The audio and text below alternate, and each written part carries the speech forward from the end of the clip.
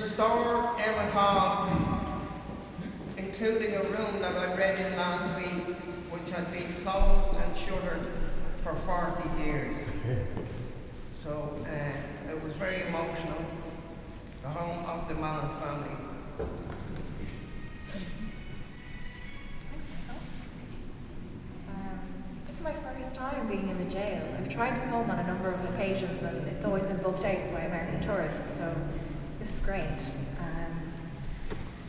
Seeing as with the prompt this evening of remembering and grieving, I thought I'd read this poem that I wrote a few years ago after seeing a photo that was taken minutes before the Omagh bomb went off. And I don't know if you know, it was a very famous picture of a father standing right next to the Vauxhall Cavalier that had the bomb in it. And there's a child on his shoulders and they're posing, and it's a beautiful day. And people are out, shopping for school uniforms and just enjoying a lovely kind of August day. And one of my favourite poets is Philip Larkin, who wrote a poem called 1914, in which he's looking at a photograph of all the men with their hats lining up to serve in World War I. So this is called Omagh. For Larkin, it was those long, uneven lines standing patiently. I have a child on her father's shoulders, smiling for a camera. Yellow jumper, jiggy back, a Vauxhall Cavalier with its plates changed, a stream of Spanish students at the newsagents.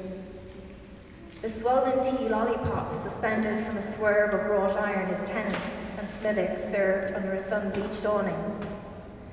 And mothers gathered in their summer tops with school lists for the standard 6. August, always the best month, less an afternoon at SD Kells for a new penny and a Cavalier on a single yellow line.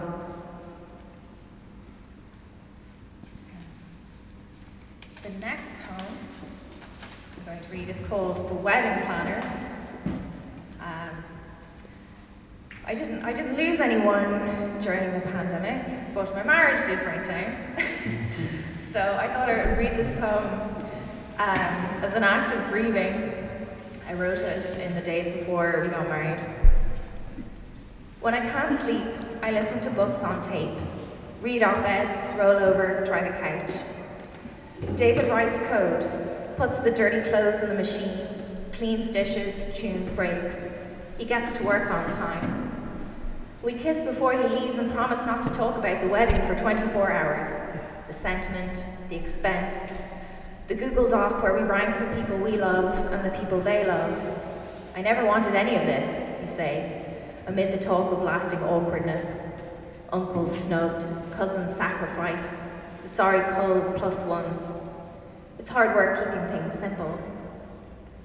A year ago we were driving west. I was in the passenger seat asking you all the questions the New York Times proposes you answer before getting married. Did your family throw plates? Will you change nappies? How will we spend the holidays? You hated Christmas.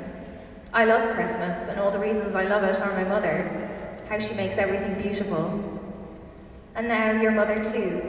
On Christmas Eve, the new pajamas laid out so I matched your sister's left me hoarse with happiness. I love you. I love all the ways you are better and worse than me. How this year has slipped through our hands like kite string. We will marry on a day of clouds and rain, of nerve and love. We will sleep soundly. And I'll just read one more poem. I sent a manuscript to Michael some time ago, probably about 50 pages. And this was one poem that he said that he liked. He didn't say much about the others. It's called Margot, which is my daughter. Sometimes while feeding, she pauses and laughs, a proper child's laugh. The corners of her mouth turned up, flashing gums already brightening with hidden teeth. Or, wide awake and satiated, she'll turn her head and look at me and smile. A look that is pure joy, not milk drunk. It is 7:30 a.m. and the garden is ink dark, soundless dark. I can hear the nervy wind she made hours ago when she was too full and needed the pressure of my shoulder and chest to untrap a bubble of air in her belly. I rub her back and feel her hot forehead pressing into my neck, the wheeze of her nose in the space around my clavicle, my own hunger pulling me out in tiredness, up into this. Thanks.